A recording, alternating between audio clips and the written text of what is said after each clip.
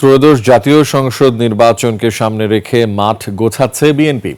সব আসনে একাধিক প্রার্থী রয়েছে জানিয়ে দলটির জ্যেষ্ঠ নেতারা বলছেন, যোগ্যতম প্রার্থী বেছে নেয়াই বড় চ্যালেঞ্জ। আর রাজনৈতিক বিশ্লেষকরা বলছেন, ত্যাগী নেতাদের মূল্যায়ন করতে পারলে শুধু আগামী নির্বাচন নয়, দীর্ঘদিন দেশ পরিচালনার সুযোগ পাবে বিএনপি।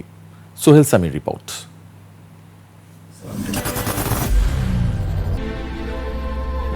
I am Ox. প্রয়োজনীয় সংস্কার ও বিচার শেষ হলেই ফেব্রুয়ারিতে নির্বাচন। দেড় দশকের বেশি সময়ের ফ্যাসিবাদী শাসনের পর বহুল কাঙ্ক্ষিত এই নির্বাচন সামনে রেখে মাঠের প্রস্তুতি শুরু করেছে রাজনৈতিক দলগুলো। আচরণ বিধিমালার অনেকগুলো পরিবর্তন। এবার প্রার্থী বাছাইয়ের ক্ষেত্রে ত্যাগ, সততা ও জনপ্রিয়তাকে মাপকাঠি হিসেবে বেছে নিচ্ছে বিএনপি।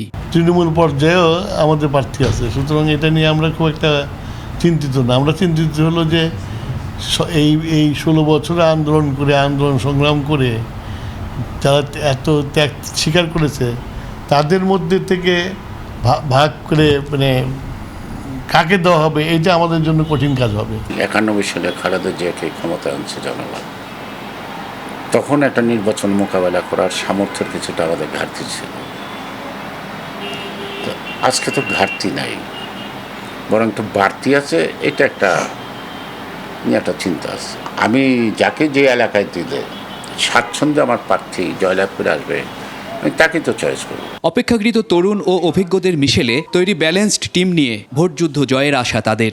একটি কর্মক্ষম ব্যক্তি ইয়াং, সুতরাং এখানেই নবীন পরিমাণের মধ্যে আপনারা ডিফারেন্স তৈরি করছেন কেন? হ্যাঁ, ইয়াং যদি যে ভালো হয়, ভালো তো, কোনো সমস্যা নাই তো।